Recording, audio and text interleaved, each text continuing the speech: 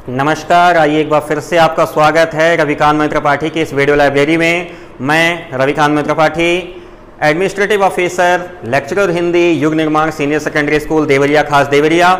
और हम लोग पढ़ रहे थे उत्तर प्रदेश माध्यमिक शिक्षा परिषद के द्वारा प्रस्तावित कक्षा 10वीं के लिए जो हिंदी की पाठ्यपुस्तक है, इसके काव्यखंड से दूसरा पाठ गोस्वामी तुलसीदास जी के द्वारा रचित, जिसमें से धनुष भंग का टॉपिक हम लोग पूरा कर चुके हैं। अगले टॉपिक पे वन पथ पर हम लोग प्रारंभ करने वाले हैं। गोस्वामी तुलसीदास जी के द्वारा ही रचित कवितावली नामक पुस्तक से लिया गया है। सवैया छंद है और प्रसंग है अयोध्या से सीता जी, राम जी और लक्ष्मण जी वन के लिए निकले हैं। अब चूंकि बात यह है कि राम जी तो राजकुमार थे, राजकुमार होने के नाते कोमलता शरीर में स्वाभाविक है, लेकिन चूंकि वो विष्णु के अवतार हैं, मर्यादा पुरुषोत्तम हैं और वो धरती पे इसी हेतु से आए हैं, इसलिए उनको तो सारी परिस्थितियों का ज्ञान है। रही बात लक्ष्मण जी, तो लक्ष्मण जी भी चूंकि शेष के अवतार हैं, शेष अर्थात शेषनाग के अवतार हैं। अच्छा, उन्हें पता भी है कि यह धरती मेरे ही मस्तिष्क पे टिकी हुई है, तो इसलिए थोड़ी सी स्वाभाविक रूप से जानकारी उनके पास भी है। लेकिन जहां तक रही बात सीता की, तो दो तीन कारण हैं। कारण क्रमांक एक कि पहली तो सीता स्त्री हैं। स्त्रियां साधारण तरीके से अगर देखा जाए तो पुरुषों की अपेक्षा थोड़ा कोमल होती हैं, स्वभाव से भी कोमल होती हैं, और उसमें भी सीता की कोमलता इतनी है कि यही गोस्वामी तुलसीदास जी लिखते हैं कि पलंग ओट तज गोद हिलोरा, सिय नदीन पग अवन कठोरा। पलंग से उठती थी तो गोद में आती थी और गोद से उतरती थी तो पलंग पे जाती थी। सीता ने कभी कठोर धरती पे पैर नहीं रखा था। ऐसी सीता जिन्होंने आज तक कभी धरती पे पैर नहीं रखा था, जिनके कोमल पैर धरती पे कभी पड़े नहीं थे, ऐसी सीता आज अयोध्या से वन के लिए निकल चुकी हैं। वही परिस्थिति है, सीता व्याकुल हैं, रास्ते में चलते हुए थकावट उनके चेहरे से झलक रही है। प्रसंग लिखते हैं गोस्वामी तुलसीदास जी, कवितावली नामक पुस्तक, और जो छंद हम लोग प्रयोग करेंगे सवैया छंद है। इसमें करुण रस आपको मिलेगा यहाँ पे विभिन्न जगहों पे, जैसा कि मैं अभी बीच बीच में आपको बताता भी चलूंगा। तो आइए एक बार फिर से आपका स्वागत करते हैं रविकांत मैत्र त्रिपाठी और चलते हैं अपने टॉपिक पे। सवैया छंद है, पढ़ते हैं इसे, फिर इसका हम लोग व्याख्या करेंगे। पुरते निकसी रघुबीर बधु, धर धीर दये मग में डग द्वय, झलकी भरी भाल कनी जल की, पुट सूख गए मधुराधर वै। फिर बूझती हैं चलनो अब के तिक, पर्ण कुटी करी हों कित वै। तिय की लखिया तुरता पिय की, अखियाँ यति चारु चली जल च्वै। तिय की लखिया तुरता पिय की, अखियाँ यति चारु चली जल च्वै। गोस्वामी तुलसीदास जी का शब्द, और मैंने पहले बताया करुण रस से पूरी तरह ओतप्रोत यह कविता। कहते हैं गोस्वामी तुलसीदास जी, पुरते निकसी रघुबीर बधु, धर धीर दये मग में डग द्वय। पुर अर्थात गांव, पुर से निकसी गांव से निकली हैं रघुबीर बधु। रघुवीर वधु शब्द आया भगवान श्री राम की धर्मपत्नी के लिए, यानी माता सीता पुर से निकली हैं, अपने गांव से निकली हैं। कैसे? धरि धीर दये मग में डग द्वय, हृदय में धैर्य धारण करके, हृदय में धरि धीर, दो अभी मुश्किल से 2 कदम ही चली हैं। ये अलंकारिक प्रयोग है, 2 कदम चलना। जैसे लोग कहते हैं कि 2 शब्द बोलिए, तो आदमी भाषण देते थे आधा घंटा बोलता है, तो यूं ही कहें कि अभी मुश्किल से 2 कदम यानी थोड़ी दूर अभी चली हैं। पुर से निकली रघुवीर बधु, धरि धीर दये मग में डग द्वय, अर्थात गांव से निकली हैं श्री रघुवीर की पत्नी सीता जी और बमुश्किलन कुछ ही कदम अभी आगे चली हैं। और झलकी भरी भाल कनी जल की, झलक आती हैं क्या? भरी भाल, पूरे माथे पर। भाल का मतलब होता है माथा, ये ललाट। भरी पूरी तरह से क्या? कनी जल की बूंदें, पसीना आ जाता है, पूरे माथे पर जल की बूंदें छलक आती हैं। और पुट सूख गए मधुराधर वै, मधुरा अधर, जो मुलायम होठ थे, अधर का मतलब होता है होठ, मधुर का मतलब मुलायम, जो मुलायम होठ थे वो एक पुट यानी कपड़े की भांति सूख गए। जैसे कोई सूती कपड़ा धूप में डाल दो तो एकदम सूख करके ऐंठ जाता है, वैसे ही दोनों मधुर जो उनके ओठ थे वो दोनों ओठ सूख गए। उसके बाद लिखते हैं गोस्वामी तुलसीदास जी की, बूझती हैं चलनो अब केतिक पर्ण कुटी करिहों कितवै। सीता पूछती हैं भगवान श्री राम से कि हे प्रभु अभी और कितना दूर चलना है, चलनो अब केतिक, कितना दूर चलना है, और हम लोग अपनी पर्णकुटी, पर्णकुटी यानी पत्तियों की कुटिया अर्थात झोपड़ी कहां बनाएंगे, पर्णकुटी करिहों कितवै, किस जगह पे अपनी पर्णकुटी हम लोग करेंगे, अर्थात अपनी कुटिया, अपनी झोपड़ी अर्थात रहने का आश्रय हम लोग कहां बनाएंगे। तीय, तीय का मतलब होता है स्त्री, यह स्त्री का तद्भव है, स्त्री से बनके टूटा है तीय। तीय की लखी आतुरता, अपने स्त्री अपने पत्नी की व्याकुलता देख करके, आतुरता मतलब व्याकुलता देख करके।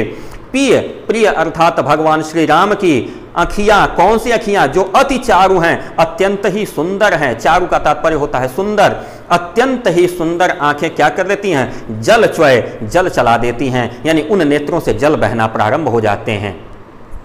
अगले पद में देखते हैं, जल को गए लखन है लरिका, परिखो पिय छाह घरी कव ठाढ़े, पोछी पसे उबयारी करो, अरुपाय पखारी हो भूभुर ठाढ़े। तुलसी रघुबीर प्रिया सम जानी के, बैठी बिलंबल कंटक काढ़े, जान की नाह कुनेह लख्यो, पुल को तनु बारी बिलोचन बाढ़े, जान की नाह कुनेह लख्यो, पुल को तनु बारी बिलोचन बाढ़े। देखिए कहती हैं सीता कि जल को गए लखन है लरिका, ये जो लक्ष्मण जल लाने के लिए गए हैं ना, अभी बालक है, अभी वो छोटा है, बड़े भाई के सामने कोई भी छोटा भाई हमेशा पुत्र के समान ही रहता है। कहती हैं सीता, परिखो, थोड़ा परीक्षण कर लीजिए, रुक करके देख तो लीजिए वो है कहाँ, उसका इंतजार तो कर लीजिए, कहाँ, छाह में, पिय छाह घड़ी का बैठाढ़े, हे प्रिय इस छाया में कुछ एक घड़ी, एक घड़ी मतलब कुछ एक क्षण ठाड़ यानी खड़े होकर के थोड़ा देख लिए, लक्ष्मण पानी लेके आ जाए। वास्तविकता यह कि थक गई हैं सीता, लक्ष्मण का आश्रय लेके स्वयं रुकना चाहती हैं, लेकिन स्त्री सुलभ लज्जा और संकोच के बल पे अपनी बात नहीं कहती, वो लक्ष्मण के ऊपर कहती हैं कि जल लाने के लिए लक्ष्मण गए हुए हैं, कुछ एक क्षण यहीं छाया में खड़े होकर थोड़ा इंतजार कर लीजिए। और कहती हैं कि देखिए अगर आपको धूप लग गई हो ना, तो मैं पोंछ पसेव बयारी करूं, मैं आपका पसीना पोंछ देती हूं, पोंछ पसेव, पसेव यानी पसीना मैं आपका पोंछ देती हूँ, बयारी करो थोड़ी हवा कर देती हूँ, और पाय पखारियों भूभुर ठाढ़े, भूभुर का मतलब होता है जो गर्म रेत, गर्म मिट्टी पे जो आप खड़े हैं ना, इसकी वजह से आपका पाँव जल रहा होगा, तो मैं आपके पाँव धुल दूंगी, लेकिन कुछ 2 मिनट रुक करके छाया में लक्ष्मण का इंतजार कर लीजिए, आप आगे मत बढ़िए। तुलसीदास जी कहते हैं कि रघुबीर प्रियाश्रम जानी के, भगवान राम तो कृपा निधान है, अंतर्यामी है, सब जान जाते हैं। तुलसीदास जी कहते हैं कि भगवान राम जान गए कि प्रिया मेरी श्रमित है, प्रिया श्रम के अधीन हो गई है, यानी मेरी प्रिया यानी मेरी पत्नी थक गई है। तुलसी रघुबीर प्रिया श्रम जानी के, बैठ विलंब लोकोंट काढ़े, बैठ करके अपने पांव से कांटा निकालने का अभिनय करने लगे और विलंब करने लगे। यानी भगवान श्री राम को जैसे ही अंदाजा लगा कि सीता थक गई हैं, वह बहाना बना करके पांव में से कांटा निकालने का वहीं जमीन पर बैठ करके लगे विलंब करने, अर्थात लगे आराम करने, ताकि सीता भी थोड़ी देर आराम कर लें। और कह रहे हैं जानकी नाह को नेह लख्यो, जानकी जी के प्रति जो स्नेह राम के मन में है वैसा ही स्नेह राम ने सीता के आंखों में देखा। जानकी नाह को नेह लख्यो, जानकी के मन में अपने प्रति प्रेम जब देखा भगवान श्री राम ने, पुलको तनुबारी बिलोचन बाढ़े, पूरा शरीर रोमांचित हो गया, पुलकित हो गया, और नेत्रों में बारी मतलब जल बढ़ गया, विलोचन का मतलब हो गया नेत्र, बारी का मतलब होता है जल, यानी भगवान श्री राम के नेत्रों में जल भर आया। अगला सवैया देखते हैं, रानी मैं जानी अजानी महा, पवि पाहन होते कठोर हियो है, राजहु काज य काज न जान्यो, कहो तिन को जिन कान कियो है। ऐसी मनोहरी मूर्ति ये, ऐसी मनोहरी मूर्ति ये, बिछुरे कैसे प्रीतम लोग जिए हैं, आखिन में सखी राखी बेजोग, इन्हें किमि के बनवास दियो है, आखिन में सखी राखी बेजोग, इन्हें किमि को बनवास दियो है। वनवास के लिए रास्ते में जो अगल बगल के गांव हैं, अगल बगल के गांव के जो नर नारी हैं, जो स्त्रियां पुरुष हैं, वो देखते हैं भगवान राम, सीता और लक्ष्मण को पैदल जाते हुए, तो सोचते हैं कि रानी मैं जानी अजानी महा। ये तो हम लोगों को पता है कि रानी महा अज्ञानी है। अजानी मतलब अज्ञानी है। ये हम सभी को पता है कि कैकेयी तो महा अज्ञानी है। और पविपाहन होते कठोर हियो है। पवि का मतलब होता है वज्र, पाहन का मतलब होता है पत्थर, यानी पत्थर और वज्र से भी कठोर हृदय है उस रानी का, ऐसा हम लोग जानते हैं। अगल बगल के गांव के लोग ऐसा सोच रहे हैं कि ये तो हम लोग को पहले से पता है कि कैकेयी का हृदय जो वज्र और पत्थर से भी ज्यादा कठोर है। लेकिन राजा काज अकाज न जानियो, राजा ने भी इसको नहीं समझा कि क्या अच्छा कार्य हो, क्या खराब कार्य है, क्या काज है और क्या अकाज है, कौन सी चीज अच्छी है, कौन सी चीज खराब है, ये राजा भी नहीं जाने। कहियो तिनको जिन कान क्यों है, उनको उन्होंने डांटा नहीं जिन्होंने उनके कान में ये बात समझाई। अथवा कुछ लोग ऐसे नहीं थे जो राजा को समझा सके कि नहीं राजा ये कार्य अच्छा नहीं है, ये खराब कार्य आप कर रहे हैं। आगे लिखते हैं गोस्वामी तुलसीदास जी, ऐसी मनोहर मूर्ति ये बिछुए कैसे प्रीतम लोग जिए हैं। इतनी मनोहर सुंदर आकृतियां ये हैं, इतने सुंदर सुंदर मूर्तियां ये हैं, इनसे बिछड़ने के बाद लोग कैसे जी रहे होंगे। वास्तविकता तो यही है कि अयोध्या के लोग तो इनके पीछे पीछे व्याकुल होकर के लग गए थे, किसी किसी तरह लौटाए गए थे।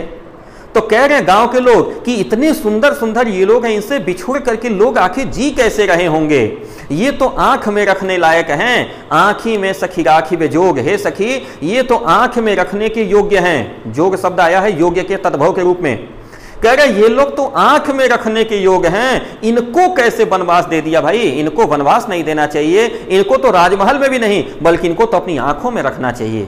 अगले सवैया छंद में गोस्वामी तुलसीदास जी कहते हैं कि थोड़ा सा राम सीता लक्ष्मण और आगे बढ़ते हैं। वही गांव की स्त्रियां जो अभी सोच रही थी वो थोड़ा और आगे बढ़ाती हैं और वार्तालाप के क्रम में थोड़ा सा जानकारी परिचय करने लगते हैं कि आखिर आप लोग हमारे गांव से होकर गुजर रहे हैं तो कैसे हैं, कहां से आ रहे हैं, क्यों जा रहे हैं, कैसा क्या हो गया। इन परिस्थितियों के बारे में वार्तालाप करती हैं गोस्वामी तुलसीदास जी। फिर सवैया छंद लिखते हैं, शीश जटायुर बाहु विशाल विलोचन लाल तिरछी सी भौहें, तून सरासन बान धरे तुलसी वन मार्ग में सुठी सौहें, सादर बारही बार सुभाय चित तुम त्यों हमरो मन मोहे, पूछत ग्राम बधु से यसो कहो सांवर से सखी रावर को है। स्त्रियां कहती हैं कि शीश जटा, सिर पे क्या है, जटा बनी हुई है। उर यानी हृदय, उर मतलब होता है छाती, और बाहु, छाती और बाहु कैसे हैं, विशाल हैं। विलोचन यानी नेत्र लाल हैं और भौहें तिरछी तिरछी हैं। तून सरासन बाण धरे, पीछे तरकस और आगे धनुष। तून का मतलब हो गया धनुष और पीछे तरकस में बाण धरे हुए हैं, यानी धनुष और बाण से सुसज्जित हैं। तुलसीदास जी कहते हैं वन मार्ग में सुठी सौ हैं, वन के मार्ग पे वो इतने सुशोभित हो रहे हैं कि कोई भी व्यक्ति उनकी तरफ देख करके आकर्षित हो जाएगा।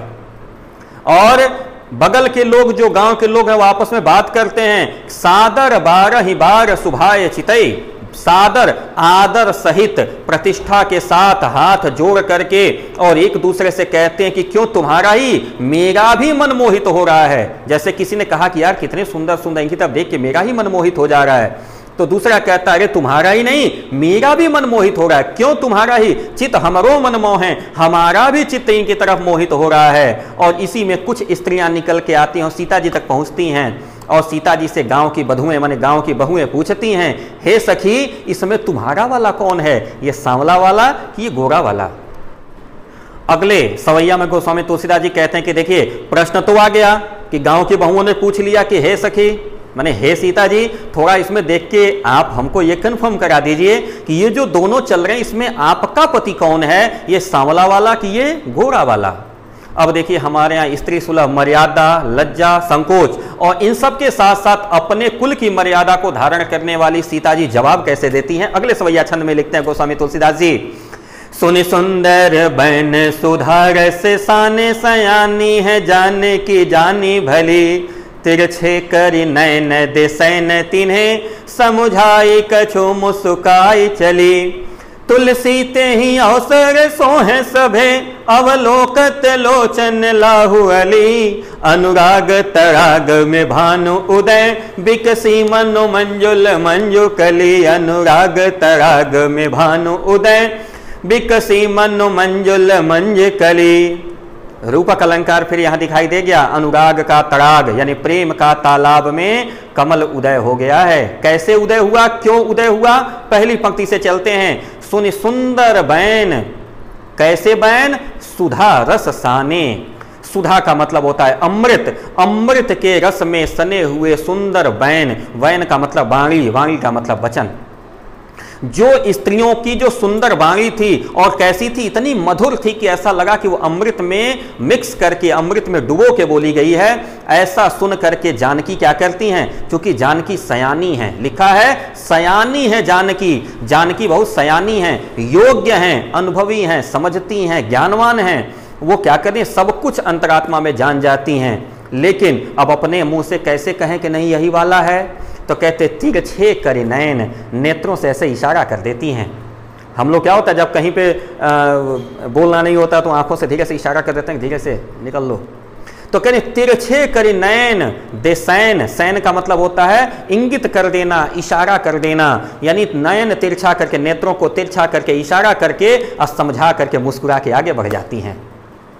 तुलसीदास जी कहते हैं कि उस अवसर पर यह सुशोभित हो रहे हैं। कौन, सीता, राम, लक्ष्मण, तीनों इतने सुशोभित हो रहे हैं कि उस अवसर को कोई छोड़ना नहीं चाहता। सभी लोग उस अवसर को अपने नेत्रों में बसा लेना चाहते हैं, क्योंकि यह अवसर कौन सा है, अनुराग रूपी तड़ाग में भान रूपी कमल उपजित हो गया है। यानी राम रघुकुल के तिलक हैं, रघुकुल के सूर्य हैं, रघुकुल के सूर्य राम प्रेम के तालाब में उदित हो गए हैं। और जितने भी वहां पे लोग रूपी भंवरे हैं, जो लोग भी उस कमल को देख करके आकर्षित हुए हैं, सब प्रसन्न हो जाते हैं। रूपक है अनुराग के तालाब में, अनुराग के तालाब में राम रूपी सूर्य यानी उदय होने की वजह से कमल विकसित हो गया है। कमल किस चीज का, प्रेम का कमल है, सद्भाव का कमल है, स्नेह का कमल है, आनंद का कमल है। और उसने जितने वहां लोग थे सब भंवरे की तरह जो उस कमल पे मंडरा रहे थे, सब सुशोभित हो गए, सब प्रसन्नचित हो गए। तो इस तरह से दूसरा चैप्टर गोस्वामी तुलसीदास जी द्वारा लिखा हुआ धनुष भंग, और इसके बाद ये दूसरा वन पथ पर ये यहाँ पूर्ण होता है। आप इसे देखेंगे, समझेंगे। इससे संबंधित अगर आपके पास कोई प्रश्न हो तो आप हमको कमेंट बॉक्स में दे सकते हैं, मैं उसका जवाब देने का प्रयास करूंगा। जल्दी ही मिलेंगे अगले चैप्टर के अगले वीडियो के साथ। और हाँ, मेरे इस चैनल पे क्लास 9, 10th, 11th और 12th चारों क्लासेस की हिंदी की चीजें आपको मिलेंगी। तो आप हमारे साथ हमारे चैनल पे लगे रहिए, और प्लीज हमारे चैनल को अगर अच्छा लगता हो तो सब्सक्राइब कर लीजिए, ताकि जब भी मैं लाइव आऊं या फिर मैं कोई नया वीडियो अपलोड करूं तो उसका नोटिफिकेशन आपको मिल जाया करे। और एक बार फिर से आप लोग इतने देर से मेरे साथ जुड़े रहे, तो इसलिए आप लोगों का बहुत बहुत धन्यवाद। आपका स्नेह, आपका प्यार ऐसे आगे भी मिलता रहेगा। हाँ, लेकिन अगर कहीं कोई क्वेश्चन है, कोई सुझाव है, तो प्लीज आप उसको जरूर भेजिएगा, मैं उसे स्वीकार करूंगा। तो फिर चलते हैं, जल्दी ही मिलेंगे नए वीडियो के साथ। Ravikant Maitra Tripathi, administrative officer, lecturer Hindi, Yug Nirman intermediate college, Deoria खास देवरिया। नमस्कार, सत श्री अकाल, जय।